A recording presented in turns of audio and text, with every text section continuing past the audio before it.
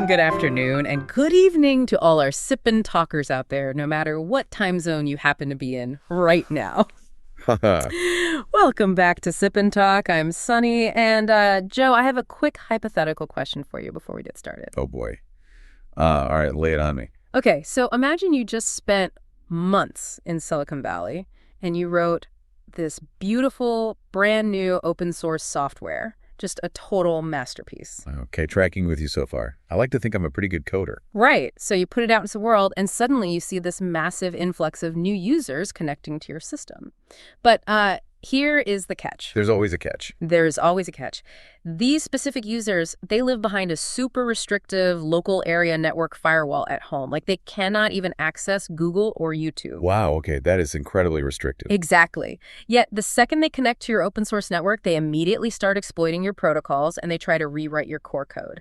So just from a purely architectural standpoint, how do you handle that? I mean, from a cold tech world logic standpoint, you are basically describing a textbook case of malicious arbitrage. Right. You would immediately block their IP address. Or, at the very least, you would isolate them in a sandbox environment so they cannot touch the root directory.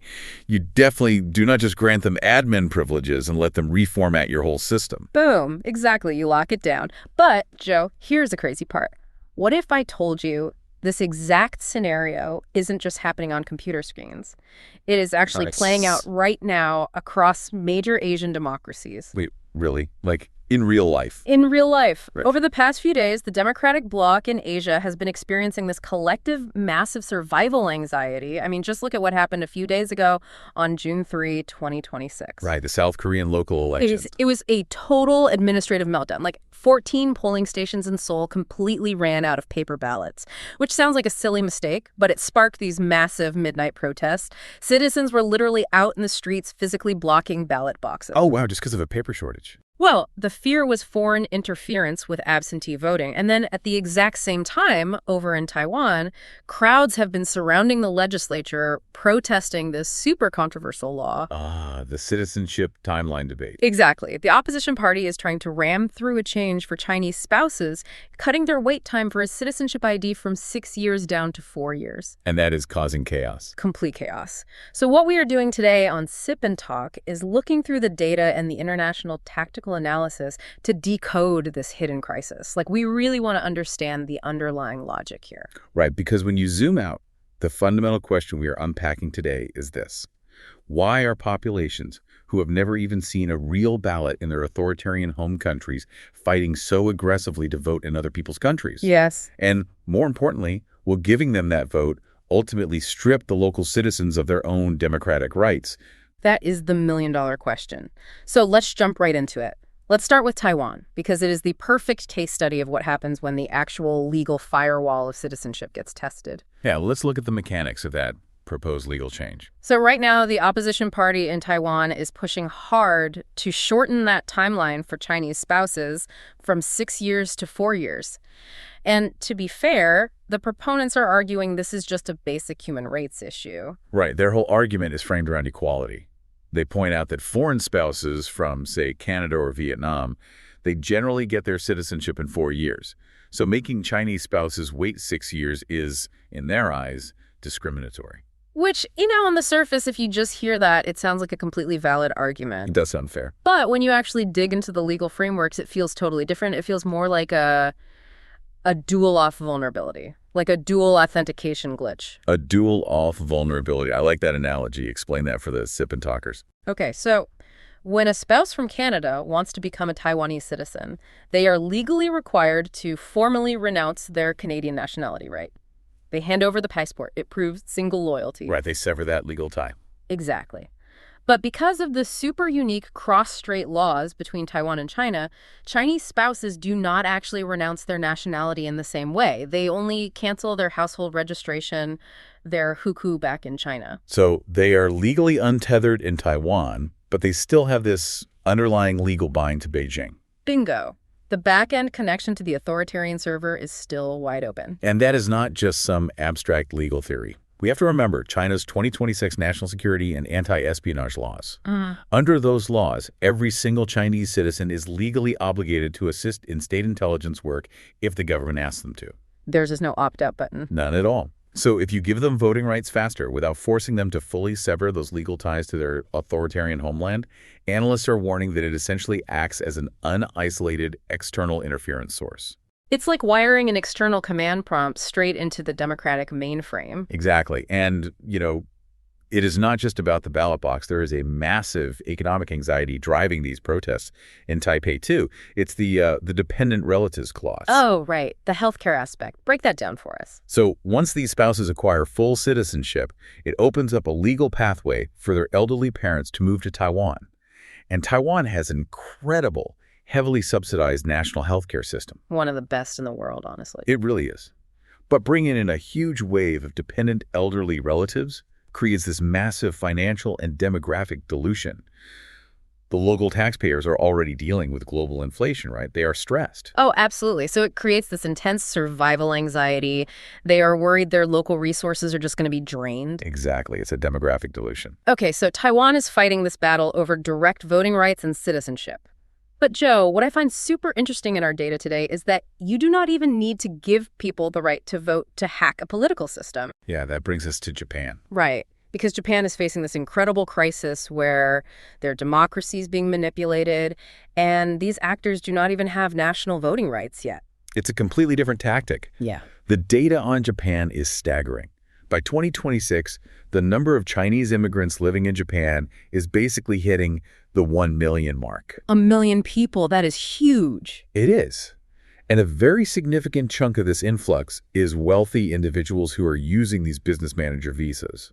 They are moving in and just buying up prime Tokyo real estate, huge tracts of rural land, local water sources, and even land right next to strategic military bases. Okay, wait, let me push back on this a little bit. Because buying a vacation home or some rural forestry tract doesn't automatically mean you control the government. How does buying a local business actually translate to political power? You have to look at Japan's macroeconomic reality. Yeah. Japan's population is aging rapidly and it's shrinking. So you have these rural towns where the local economy is completely hollowed out. Right, empty houses, no jobs. Exactly.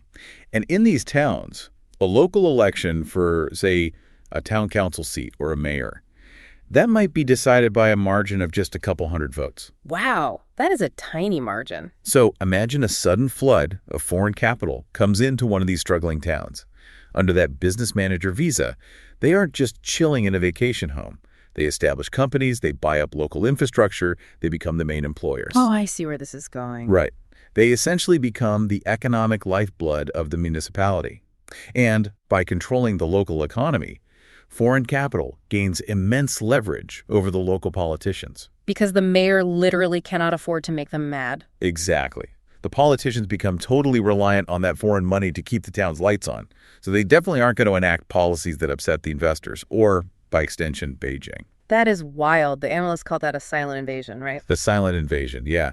Because the politicians are captured economically long before anyone even thinks about national defense policy. It is literally a DDoS attack, a distributed denial of service attack, but in real life. I love that analogy. Keep going with that. Like authoritarian actors, they do not need to fire a single shot or hack the military. They just use this massive flood of capital and population to overwhelm a low-defense democratic server. And the system just crashes and hands over control. And the Japanese government is fully waking up to this. Prime Minister Sanai Takaichi's government actually just implemented a massive new rule. As of July 1st, 2026, anyone buying over 10,000 square meters of land is legally forced to declare their nationality to the government. Wow. So they're finally turning on the traffic monitor on their router to see where all these requests are coming from. Exactly. They're trying to map the attack. Okay, so Japan is dealing with this slow economic burn. But let's pivot to South Korea, because South Korea's vulnerabilities just triggered a massive, chaotic meltdown in real time. Yeah, June 3, 2026, the local elections in Seoul. Right. So the ruling Democratic Party won big, but the logistical failure was catastrophic. Like we mentioned earlier, 14 polling stations just ran out of paper ballots. Which is a bad look, administratively. It's terrible, but the outrage wasn't really about missing paper, was it? It was this deep, deep distrust in the early voting mechanisms. Yeah, early voting in South Korea involves sealing ballots for days before they actually get counted. So the second an administrative error happens, People instantly panic about ballot tampering and foreign influence. And that fear of foreign influence is actually tied to a very specific, unique law in South Korea, right? It is. South Korea is one of the very rare Asian democracies that actually grants local voting rights to non-citizens. Wait, really? How does that work? Back in 2005, they revised their laws so that any foreign national who has held permanent residency for 3 years gets the right to vote in local elections. 3 years. That is so fast. Very fast. The original idea was to, embrace globalization and look progressive. But fast forward 2 decades to today, and the demographic makeup of those permanent residents has completely shifted. Right now, nearly 80% of the eligible foreign voters are Chinese nationals. Wow. Do we have a number on that? Yeah, it's roughly 100,000 people. Okay, that asymmetry is just glaring. I mean, think about that. You have 100,000 people who are legally barred from participating in any sort of democratic election in their own authoritarian home country. Right. Yet they are now acting as the deciding swing votes for local policies and municipal budgets and school boards right in the middle of Seoul. It's a massive structural vulnerability, and it really highlights this concept of cognitive warfare that analysts talk about, because Beijing doesn't even need to hack the voting machines to win. No, the cognitive warfare has already succeeded. Exactly. The goal of an asymmetric attack isn't necessarily to alter the vote tallies. The goal is to shatter the population's trust in the democratic system itself. Once the citizens are out in the streets at midnight, fighting with poll workers and guarding boxes because they think their own democracy is compromised, the system is basically consuming itself. The adversary wins without lifting a finger. It is exactly like giving your smart lock code to your neighbor, and then your neighbor just hands it to a burglar. Like, of course you're going to panic. That's a great way to put it. Which brings up the million-dollar question for today. Is all of this just organic migration? Are we just seeing people looking for better jobs combined with some bad administrative luck? Or is there actually a coordinated effort to exploit these open democracies? Well, if you look at the geopolitical analysis, they point directly to the United Front Work Department, the UFWD. Okay, the UFWD. Who are they? It's this massive organization within the Chinese Communist Party. They're estimated to have about 40,000 personnel, and their entire mandate is orchestrating this systemic arbitrage. They specialize in weaponizing the openness of democratic societies. But how do they actually do it? Because it's not like they are sending in James Bond spies in trench coats, right? No, not at all. They use structures that look totally normal and benign in a free society. So they fund hometown associations, they set up local chambers of commerce, and they organize student networks at universities. Oh, wow. And they use those groups for 2 main things. First, transnational repression, which basically means keeping tabs on diaspora communities to make sure nobody is speaking out against Beijing while living abroad. Right, making sure nobody steps out of line, even in a free country. Exactly. And the second thing is elite capture. Okay, elite capture. That means using those local chambers of commerce to, host fancy dinners, right? Yep. Fancy dinners, showering local politicians with campaign donations, giving them very lucrative business access. And they do this until those politicians quietly align their policies with Beijing's interests. So they are literally weaponizing our own freedom of association against us. They really are. Yeah. And political scientists frame this whole dynamic using Karl Popper's philosophy, specifically the paradox of tolerance. Oh, I love this theory. Yeah, Popper basically argued that if a democracy is unconditionally tolerant to forces that are actively trying to destroy it, the democracy will eventually be erased.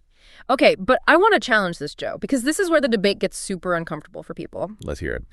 If a free society starts demanding nationality declarations to buy land, or restricting voting rights, or actively blocking certain demographics, don't we inherently lose our democratic values? Is democracy just a suicide pact? That is the struggle, right? Yeah. Do we either die by foreign influence, or do we destroy our own morals just to survive? The researchers argue that we need to redefine what democracy actually means. They say democracy is not a suicide pact. It is a contract. A contract. Okay, explain that. Think of it like any legally binding agreement. It requires terms, it requires conditions, and it requires a shared foundational agreement from everyone involved to defend the system itself. Single loyalty to the democratic process. Ah, I see. So going back to my open source software analogy, you can be the most welcoming, collaborative, open platform in the entire world. But if you do not have basic firewall rules that reject malicious commands, you aren't going to be a platform for very long. That is the core argument perfectly summarized. Tolerating malicious code that is specifically designed to format your hard drive. That isn't tolerance. That is just self-destruction. Yeah. Wow. Just taking a step back and looking at the footage from this week, seeing the passionate protests on the streets of Taipei or the crowds in Seoul guarding ballot boxes in the dark, it really brings home both the beauty and the fragility of these systems. There we go. Because the greatest beauty of a democracy is its tolerance, but that is exactly what makes it so fragile to these asymmetric authoritarian attacks. And as we wrap up today, I think it's really important to emphasize our impartiality here. We are unpacking these legal structures and diving into this demographic data, but it is not about inciting division. Absolutely not. We aren't criticizing any specific group of people, and we certainly aren't endorsing any political party in Taiwan or Japan or South Korea. The whole goal of Sip and Talk is just to help you, the listener, step out of your information cocoon and see the big macro reality. Exactly. Because geopolitical threats today, they rarely arrive wearing military uniforms. They arrive heavily disguised as debates over human rights and family reunions and local business investments. It's the proverbial boiling frog. It is. And we don't hand out standard answers here on Sip and Talk. Our entire mission is to encourage independent, critical thinking, especially in an era where cognitive warfare is so intense. We want you to push back. If you spotted any gaps in the logic we talked about today, or if you live in one of these countries and you have a different cross-cultural perspective, we highly encourage you to share it. Yes, please do. Debate is the absolute cornerstone of a functioning democracy.